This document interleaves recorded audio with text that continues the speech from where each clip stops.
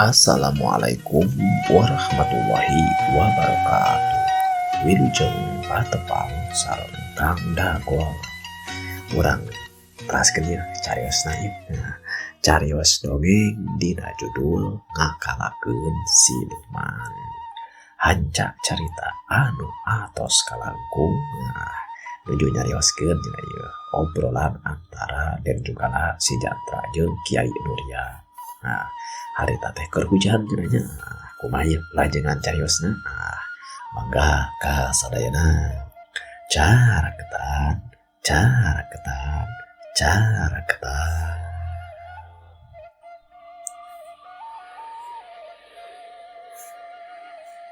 Den Jugala ngarungukeun panerangan ti Kiai Nurya saperti kitu.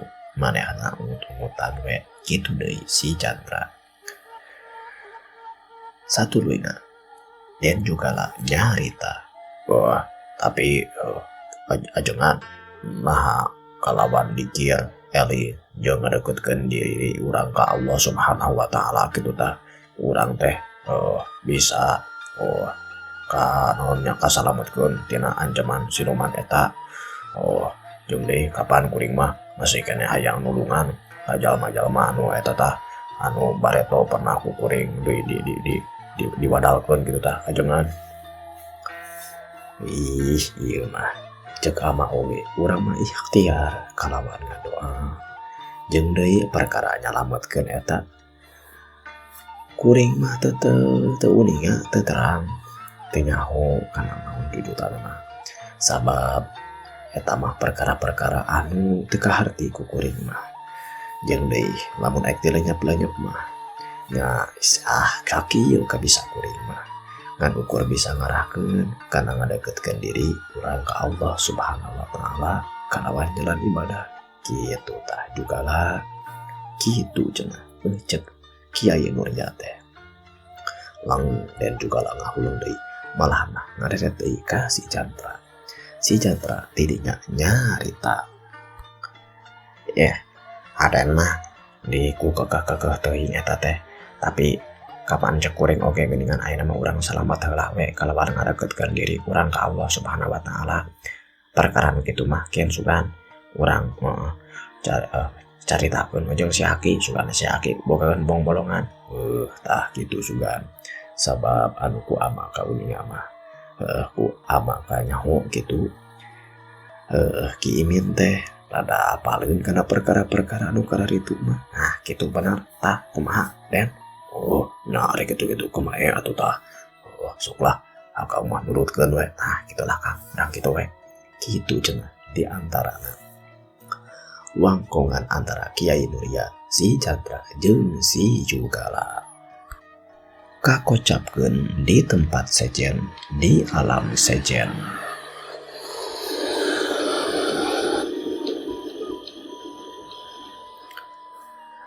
Ratu Silewu di aram siluman cenah ngirimkeun kana pasukanana ka alam manusia, utama nama ka lembur pentas ka raja kayana Den Jugala anu maksudna rek dicokot deui cenah harta raja kaya anu dititipkeun ka Den Jugala teh. Hujan badag dibarung ku angin jeung dordar gelap nu karasa di alam nyata di alam manusia dijadikeun tutumpakan pikeun siluman utusan Raja Silewu. Anu temahna sawah Den Jugala loba kakeum aya nu kaurugan atawa kabawa caah.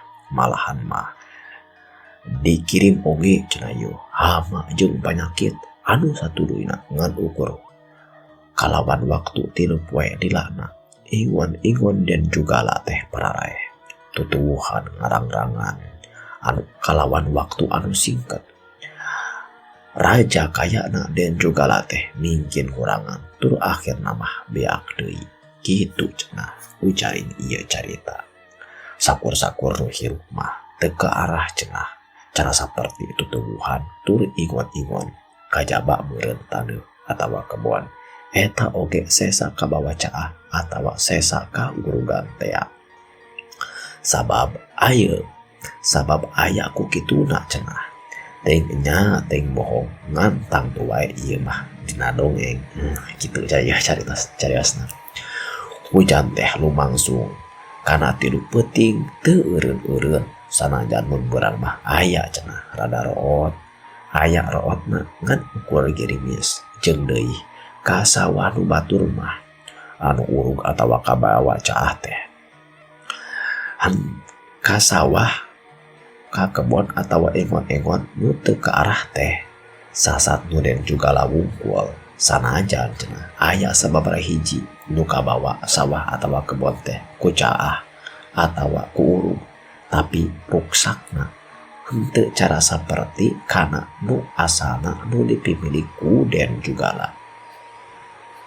Meureun singkat nama harta den juga lah teh dicokotan deui meureun ieu kunaon ku siluman cenah.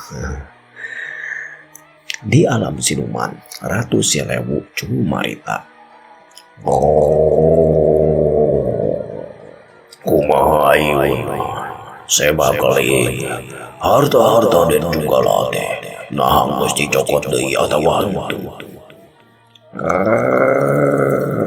Nah ulah terus sagala rupa ingon-ingon jeung tutuwuhan geus dicabotan deui geus dicokot deui.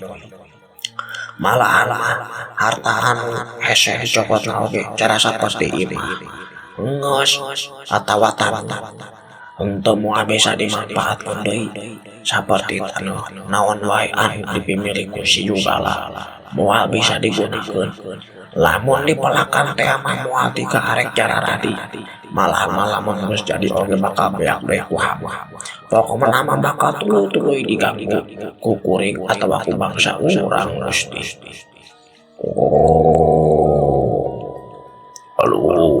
Halus bisa sebakali lamun perlu mah eta imana si Jugala teh geus sian ku anjeun. Hitung-hitung tempat bos anjeun cicing di dinya lamun aya jalma anu hare kaasup ka eta imah ku anjeun bisa disingkahkeun. Udah Gusti eta pisan anu bade dilakonan ku abdi oge. Halus ari kitu halus bisa. Kitu cenah kaayaan di alam siluman anu nangtukeun yen ieu siluman teh keur nyokotan deui cenah harta raja kayana Den Jugala sanajan Den Jugala mah acan bisa dicokot sabab Den Jugala teh ayeuna kudu geus bisa mayar hutangna mayar kana jangjina sabab saban-saban manehanana geus ngabogaan geus katitipan ku harta ti siluman raga badag jeung raga lemesna kudu dibawa deui ka alam siluman. Di alam manusia kakocapkeun dina kaayaan isukna sanajan hujan masih keneh girimis masih keneh teu urut ti peuting teh parat cenah ti ka isuk deui malahan mah Den Jugala si Jandra jeung ajengan Nuria mah tika sarena oge di musola pasantren sabab lamun balik teh atawa kakomong teh bisi kahujanan harita sabab hujan masih keneh badag tapi harita mah Den Jugala jeung si Jandra keur diuk we cenah di tepas komong keur ngararasakeun endahna alam waktu isuk-isuk sanajan bari girimis. Lamun kaayaan panas mah beureun harita teh mangsana meujeuna haneut moyan sabab kulantaran hujan keur girimis teh langit kulau pinuh ku pihujanan masih keneh ngagayot we jiga moal waka eureun malahan mah Batara Surya oge jiga kasimutan moal mampu nembus kana kandelna pihujanan teh. Dina kaayaan kitu di kajauhan datang nah Kang Obon satuluyna Kang Obon teh nyampeurkeun bae kaduaan malahan satuluyna mah Kang Obon teh nyarita yen Ki Imin tentang cenah menta di longok cenah sakalian jeung Den Jugala hayang oge kairingkeun duanana toh kitu ceuk King Obon ceuk Mang Obon teh contoh ceuk Ki Imin teh kudu balik kula cenah sabab aya nu kudu dibangkungkeun ujung dibejakeun ka anjeun. Kitunya. Nyamang atuh tapi meureun kudu pamit lah ka Kiai Ajengan. Nya eta masuk we lampahkeun ku anjeun. Gitu. Keula. Ceuk din juga lah. Ayo naon juga lah. Itu katinggalin nama si Barnas. Tina kayaan gitu. Bener we di kejauhan. Lapat-lapat cenah ti kejauhan katingali we aya jalma anu eukeur numpang ngagedik pisan sanajan dina kaayaan jalan anu leueur tapi ieu jalma teh jiga anu ulah halangan we. Jika itu jadi halangan jalan leueur teh karena lampang leumpang gancangna ieu jalma sanggeus deukeut mah. Jelas bener pisan eta teh si Barnas satulina nyarita. Sampurasun. Aduh, dan juga lah. Geningan di dia bener pisan cek si Aki teh di Kiai Nuria geningan dia. Aya naon Barnas? Aduh, anjeun geus diberi nyahonya. Tapi ku kuring teh kapan ulah loba ieu ceuk kuring teh. Ulah loba geruh, ulah loba wakawangkung ka batur. Kajaba aya perkara-perkara anu penting. Naon kitu juga ya perkara penting atuh hari kitu mah. Mohon ieu teh Kang. Ieu teh aya anu kedah didugikeun salaras nama bade ku si Aki. Ki Usrip kitu tah. Bapak kuring tapi diemot-emot deui kulantaran ayeuna karak reot hujan. Paur leueur kitu si Aki mah bisi gobis nya ku kuring we. Tah ku si Aki teh diwartoskeun cenah aden teh nuju aya di dieu. Aya naon kitu tah Barnas? Ponten ya Den. Kuring teh daparenan istilah nama dipercayakeun ka kuring saat ditinggalkeun harta aden teh nu tanggol walar teh pan kuring. Aya naon kitu tah kumaha? Tilu dinten kalangkung teh disaprak aden mangkat di bumi kitu tah. Ingon teh loba anu garari malahan mah geus aya anu pararae. Terus kudu kunaon teh nyak terang namun hayam-hayam mah cenah ocok RT mah kitu tah cenah kuplu burung kitu tah. Lamun sapi mah cenah aya naon istilah mah kuplu sapi deui. Duka tah cenah mah aya sapi gila kitu geuningan naon deui. Intina mah duka ku naon tah aya ku panyakit ingon juragan teh seorang anu pararaeh tah. Kitunya. Keun we atuh aya anu payah mah. Barina kuring mah eta teh sasat. Istilah nama mun harta mah rada titipan. Sanes kitu Kang. Wengi enjing tadi kitu tah pan wengi teh beureunan hujan. Enjing teh kuring teh ngaroris ka kebon jeung ka sawah. Jeung deui keur subuh kaneh oge loba anu damal di aden kitu tah. Kitu tah. Main naon para? Seorang anu ngawartoskeun aya pare anu kakuem kebon oge anu kaurugan malahan mah sawah anu kosok diagul-agulkeun ku juragan geuningan anu sisi wahangan teh ka bawah cah juragan kitu tah.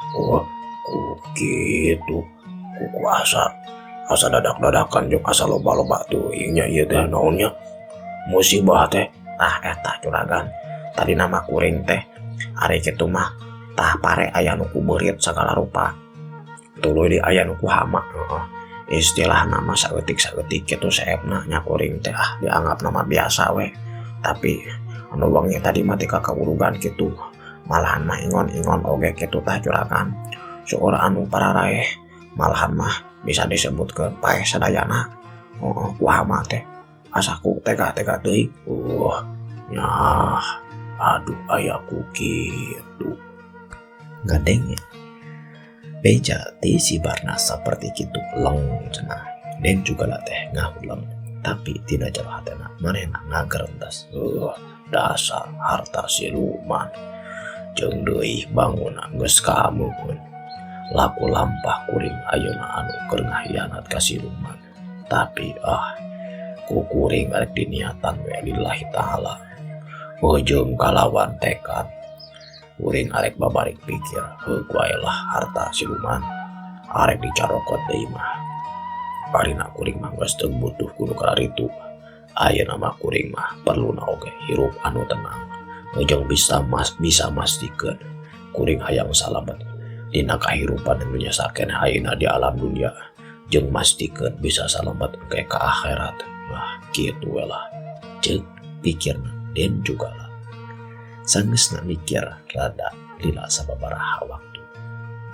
Den juga lah satuluyna nyarita. Yeuh panas yeuh. Hampura saha memehna yeuh. Kuring teh sabenerna mah moal rek miropeak heula yeuh harta anu nyesa. Nya perkara anu geus kajadian we. Eta cenah aya ku urung atau ku paehkeun lah eta mah. Yang bener geus kitu we jalan kahirupan kuring. Jeung deui ku anjeun, mun arek ku anjeun dipakaya bae. Tapi sing hati-hati. Jeung lamun oge ngahasilkeun eta mah sok we. Jangan anjeun we lah. Hitung-hitung janggulianana. Nya kitunya juragan, tapi juragan eta telebar eta mah da geus kitunya perkara anu geus mang we. Tapi eta ari mah kumaha kuring teh ayeuna mah hayang ngalalana deui lain neangan harta atawa neangan ilmu pencaksilat jeung bela diri. Kuring mah ayeuna mah hayang nenangkeun pikir jeung ngulik deui kana ilmu agama kitu tah Barnas. Kitunya nya atuh atuh ari kitu mah ceuk si Barnas teh bangun teu pati dari ya deui. Sabab si Barnas ge nyaho atawa nyangka kana gorengan anu geus dilampahkeun ku Den juga lah. Malahan mah mikir yen harta Den juga lah teh sasat harta inyuman pang bebenyo di suluman. Dina hatena si Barnas nyarita panah Den juga lah teh bangun mah geus nyahoan kana kaayaan anak panyangka kuring teh beun ayeuna mah sangkaan teh jika anu geus beuneuh pisan kalakah kitu dengan harta oge titah dipakai atawa diuruskeun. Mun arek dipang nguruskeun atawa dipang makayakeun oge tah dipang miarakeun oge eta sesataneuna gimana ya kudu bebeja heula ya ku kapah usrip ya bisi jadi mamalah pokona mah sakurang-kurang nanya ulah bolos-bolos strong we yeuh bisa aya naon kitu cenah pikirna si Barnas teh.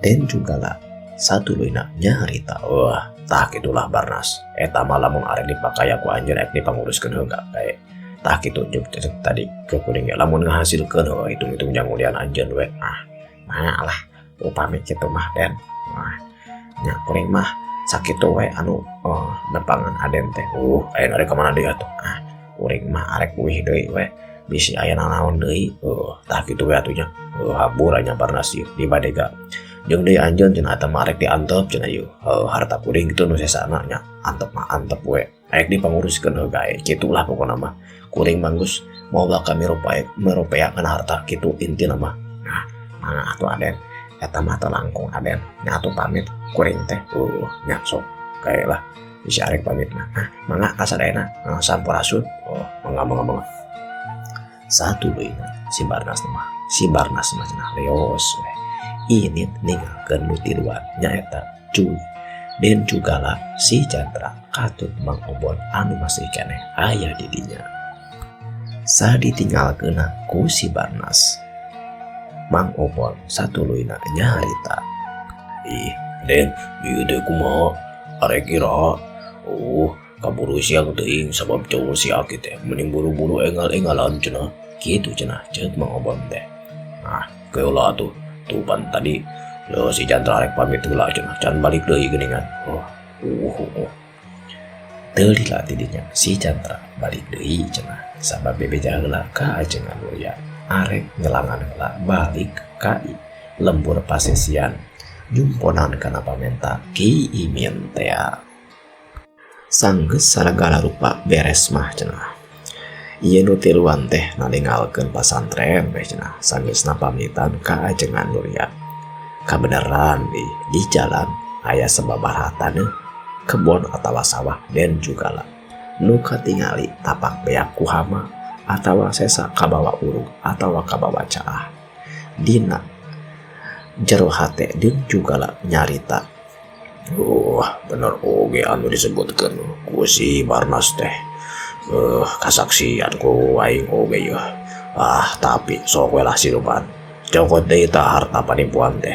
Ngan awas. Mun anjeun tika nyokot korban deui, utamana mah kanu sejen. Atawa anu aya hubungan jeung kuring, awas wanya. Hati-hati anjeun. Moal diantep ku kuring. Kitu cenah pikirna dina pikirana Den juga teh. Tapi manehna harita mah teu loba omong. Jongjon we leumpang muru ka lembur pasisian. Kakocapkeun geus nepi weh cenah ka imahna Ki Imin. Malahan mah opatan teh geus ngariung we di tepas imah bari ngararasakeun poe nu rada caang sanggeusna hujan badag tur gerimis nu lumangsung sababaraha poe. Sanggeus ngawangkong ka itu jeung ka dieu utamana mah nanyakeun cenah atawa ngomongkeun perkara Den juga lah jeung si Jantra anu diajar ilmu kabatinan, ilmu agama kaajengan Nuria Ki Imin Cumarita. Kieu Aden. Jong kieu ya deh Jantra. Jong sararea we katut Kang Obon ya. Tah kitu geuningan Den juga lah. Sabab Aden oge beureun geus ngadenge bejana. Kuake oge ka dieu geus kadenge. Loba goyur salalemur harus saja jaga loba pisan taneuh pakaya jeung sasatoan ingon-ingon atawa tutuan anu Den juga lah seep cenah kuhama jeung kitu jeung kieuna.